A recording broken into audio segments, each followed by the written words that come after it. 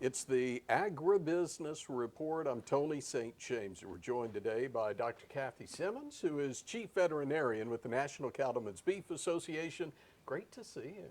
Good to see you, Tony. Okay, so it is a little warm in D.C. right now, Yes. and I guess that's to be expected in summer. It's typical. That's why Congress goes home in August when it's hot and humid and nobody wants to be here. Do you mind if I ask about your days before coming to NCBA? Because speaking of Congress, you got some experience there, right? I did. I worked for a year in the United States Senate in a member office for Senator Olympia Snowe from Maine. And chiefly I did human health policy there. And to be quite honest with you, Tony, thanked every day that I was a veterinarian and not a physician. Lots of problems with Medicare, Medicaid, and CHIP. Which is a good segue into what we're talking about today.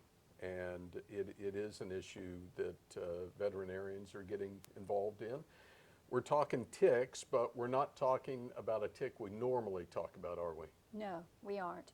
We're talking about an exotic invasive tick that we first identified here in the United States in 2017, but we think it may have been here as early as 2010, the Asian longhorn tick. The Asian longhorn tick has currently been identified in 17 states, mostly in the eastern United States and southern United States. It is a tick that has the potential to carry disease, as most ticks do. It is also a little different in that this tick is smaller than a sesame seed, so it can be hard to see. When it's engorged or filled with blood, it can be the size of a pea. But the biggest thing about this tick is it does not require a male to reproduce. So a single female can establish a population. There are over 25 hosts that we've identified in the United States, including birds. So the mobility of this tick is quite wide. So would this be too obvious a question to ask? If it's that small, how do we know it's infecting a herd? Well, you tend to see clusters of these ticks on the animals because there are so many of them. In a pasture that's infested, they will be on blades of grass. And if you walk through there, they will be on you. So you can identify them. You can see them. You can feel them if they're on you, crawling.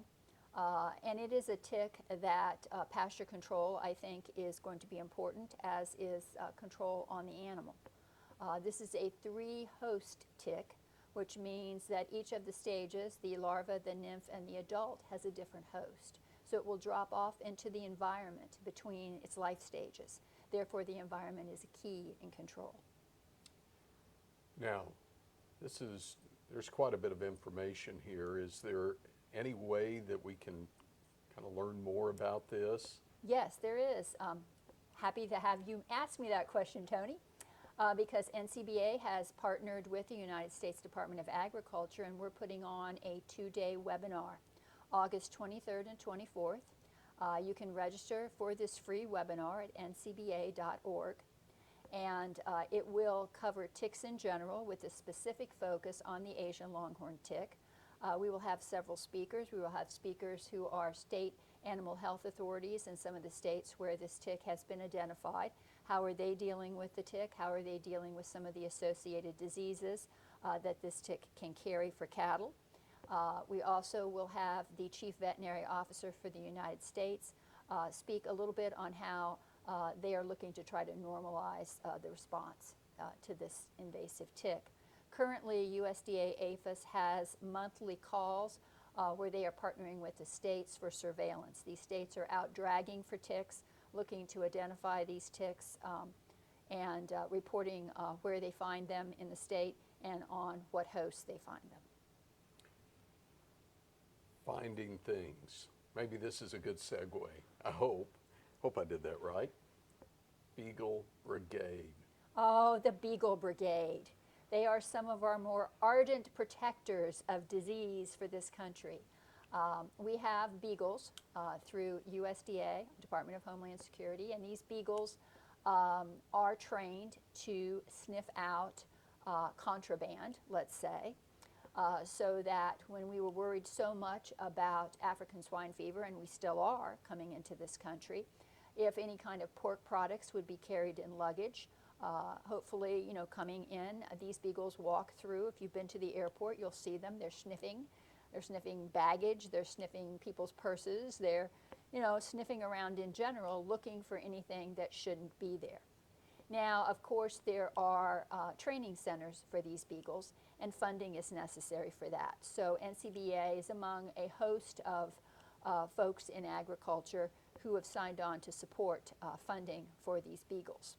And if you've ever seen their official pictures, they are quite nice. They are proudly sitting up with the background of the American flag, and they have names and identification just like any officer would that serves the general public. So we're really proud of these little dogs. They do a great job. They don't ask for much. An occasional pat on the head and a biscuit will get you a job well done.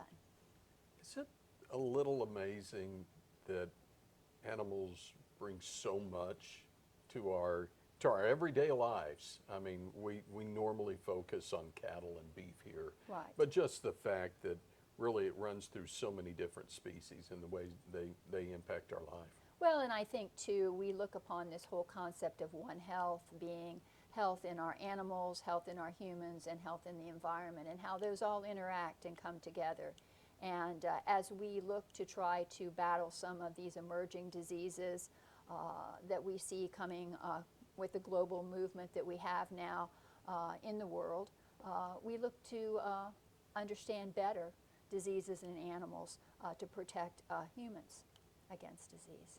So good to see you. Thanks for all the good information. Good to see you as well. Thanks a lot. Again, it's Dr. Kathy Simmons, Chief Veterinarian, National Cattlemen's Beef Association, on today's Agribusiness Report.